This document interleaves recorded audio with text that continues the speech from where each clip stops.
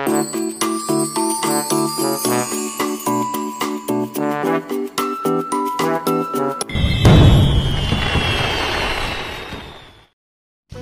kabayan, kakabsat, kasangkayan, nandito na naman ang inyong abang lingkod na si Juan Masipag na di tinatamad. Upang magbahagi ng kaunting kaalaman base sa kanyang karanasan bilang isang hotel maintenance. Ngayon po, ang ibabahagi ko po sa inyo ay tungkol sa elevator. Ang elevator ay isa sa pangunahing kasangkapan o kagamitan sa isang hotel o matataas na gusali. Ito ang nagmamanhik manao sa matataas na gusali. Ngayon ay ituturo ko sa inyo lalo na sa mga baguhang maintenance, mapang hotel man o komersyal na establishmento.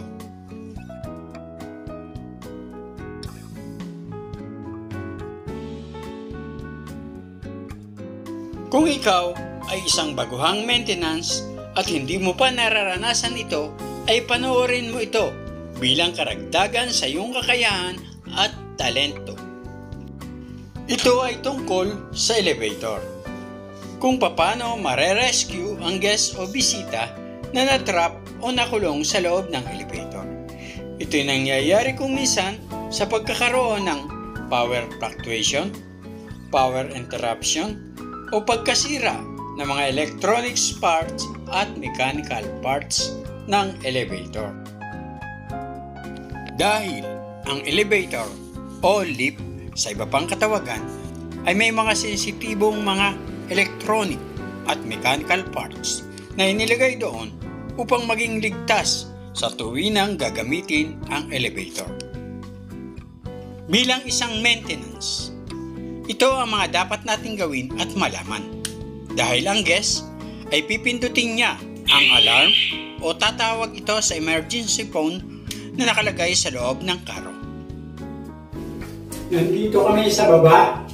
Dito kami sa 3rd floor.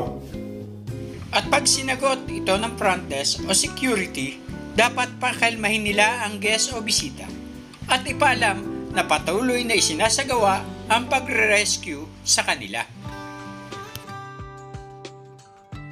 Dahil may mga taong may sakit na claustrophobia o pagkatakot sa masisikip na lugar tulad ng elevator, engine room o kulong na mga lugar, lalo't nag-iisa. Ito ay paalaala sa mga guest o panauhin na ang puwersahang pagbukas ng pinto ng elevator ay di makatutulong, bagkus ay magiging sanhi lamang ng matagalan o magpapahirap sa pagre-rescue sa inyo. Ang pinakatamang paraan ay gamitin o pindutin ang alarm bell at emergency phone sa loob ng elevator upang humingi ng tulong. Bilang isang maintenance, ay ito ang mga dapat mong gawin at malaman. Dahil ang guest ay pipindutin niya ang alarm o tatawag ito sa emergency phone na nakalagay sa loob ng karo. Ang karo ay malakwartong pinapasukan natin na siyang maandar patungo sa mga palapag ng gusali at nandun din sa loob ang call button, emergency phone at alarm bell. Sa pagkatanggap ng tawag mula sa loob ng karo, ay makakausap nito ang front desk o security. Bilang isang maintenance at unang responde, ay itinanong mo sa security o front desk kung saang lugar na stack up o huminto ang elevator. Kapag nalaman mo kung saan na-trap ang guest, ay agad mo itong puntahan na dala ang door elevator key na gagamitin mo. Kung ang elevator ay na-stack up o huminto sa 3rd floor, ay agad mong puntahan ito sa 4th floor. Ay doon mo ito buksan gamit ang door elevator key.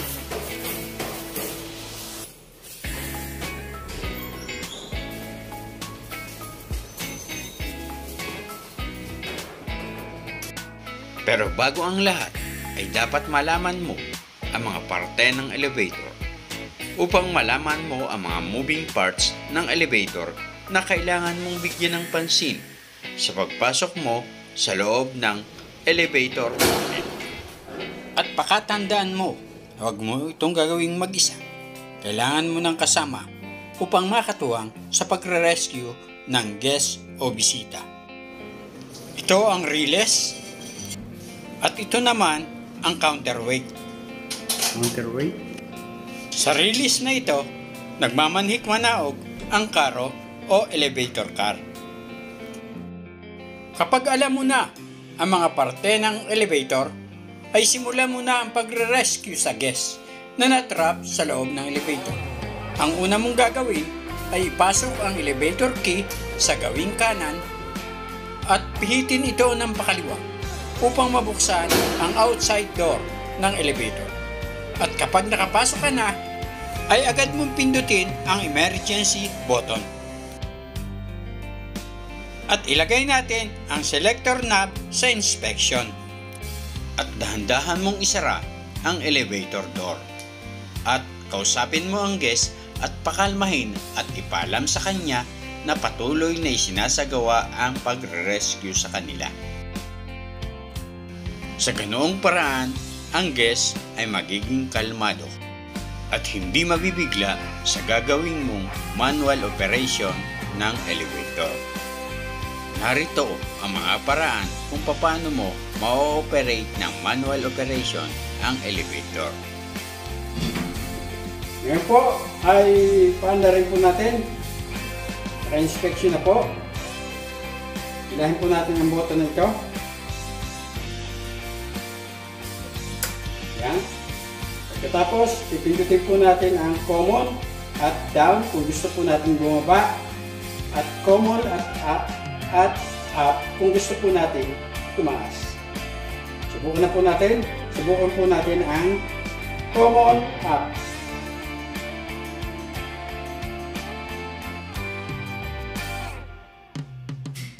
May time delay po ito, kaya medyo matagal. Ngayon paanda rin na po natin. Ayan po. Ngayon po ay ating bubuksan po. Sa pagbubukas po ng pinto, itutulak po natin ito pataas para po bubuksan. Sabay, itutulak po natin pa ganyan. Buksan na po. Ngayon po, isasara po natin.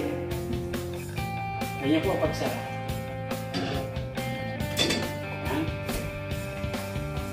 Ang gagawin mo, pagka ganito. Stop ko na muna to. Ako na, i-stop mo dito. Oh. Stop, ganyan, naka-stop ka. Naka-stop, yan, naka-stop yan. Yan, naka-stop.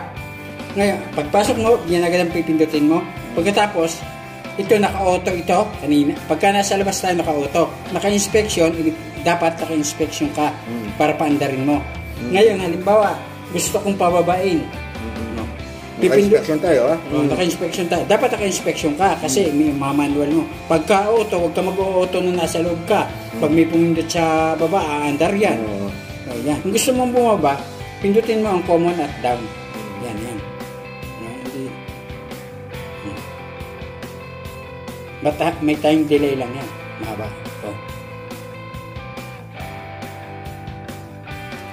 Tamo hindi ko mapaandar. Bakit ka mo?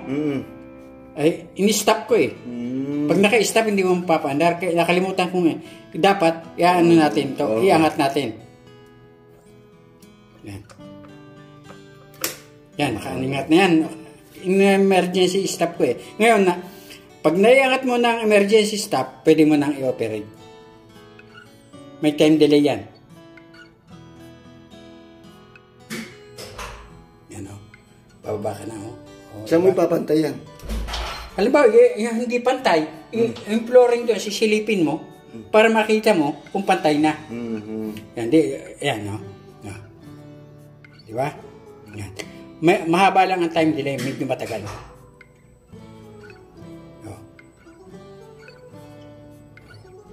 Halimbawa, nakaganyan, di ba hindi ka makakalabas niyan? Hanggang saan ba yan? Tama. Hindi ka, ano mo dito, kunin mo ito. Yan ang flooring, di ba? Yun. Saan mo dadalhin yan? Ang dadalhin, ngayon, ang gas, hindi siya, halimbawa, mabuksan mo man, Halimbawa, bubuksan mo, hindi makakalabas ang gas. Ang pagbukas nito, dire, ganito. Ano mo pataas, damo, ito hindi mo mabubuksan pag nakaganyan. Ganon mo, pagkatapos sabay mo igaganyan. Ang pagbukas niyan. Tamo, paano ang lalabas ang gas niyan, di ba? Sige. Hindi makakalabas. Ngayon, kailangan mo paandarin para magpantay. Magpantay sa flooring na yan. Tamo, hindi makakalabas ang gas, di ba? Yan. Yun ang mismo ang flooring niya dito. Yan ang flooring niya, di ba? Yung sayad dito, no? Ito yan ang laging, lagi ang flooring. Ilalim itong outside door. Yan, di ba? Ganyan. Ito ang bukas, ano? Yan. Pwede, ganyan mo. Pagkatapos, ganyan, nakaganyan, gaganyan mo, pwersa ang paganyan. Yan, pagkatapos yan, di ba? Try mo. Tapos ganunin mo. Yan. Halimbawa, makakalabas ng gas niyan. Kung halimbawa, kung alanganin, hindi makakalabas ang gas. Kailangan kong paandarin. Paandarin mo. Saan? Yung paakyat. Go muna at saka up.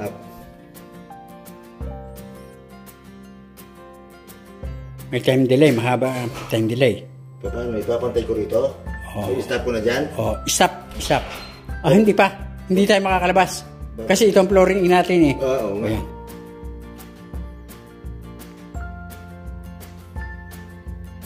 Sige.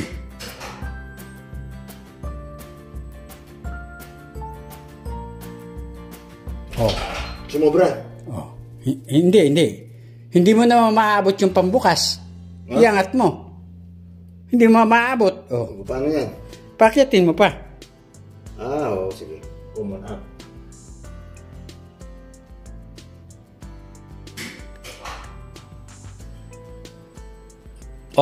Tama na ito. Ngayon, buksan mo na. Yan.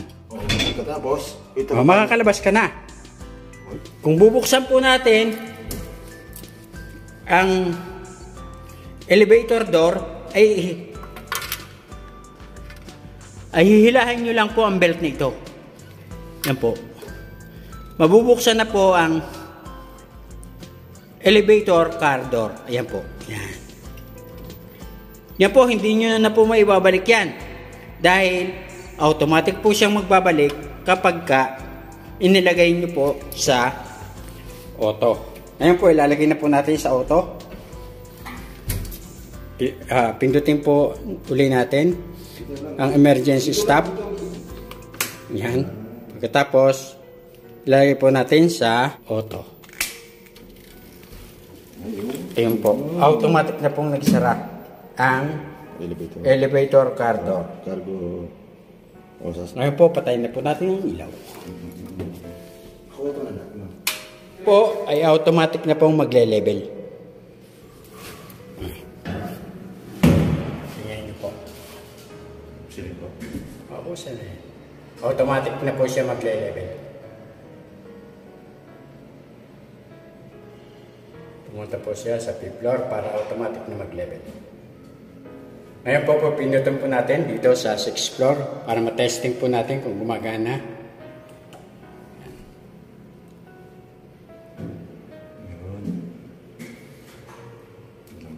Yun po, nasa automatic operation na po siya.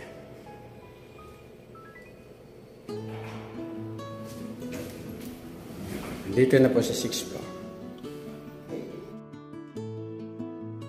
At kapag hindi nag-level o umandar ang elevator, ay i-reset lamang ang circuit breaker na nagsusupply ng power sa elevator.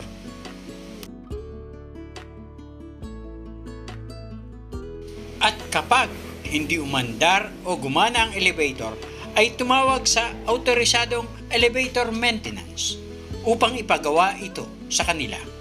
Huwag niyong tangkaing gawin ito dahil mapanganib na tanging mga bihasa lamang at autorisado sa ganitong gawain ang may karapatang gawin ito. Sana po may natutunan po kayo na kahit na konting kalaman mula sa inyong mapalingkod na si Juan Masipag. Maraming salamat po sa inyong panonood. Hanggang sa muli. Bye-bye.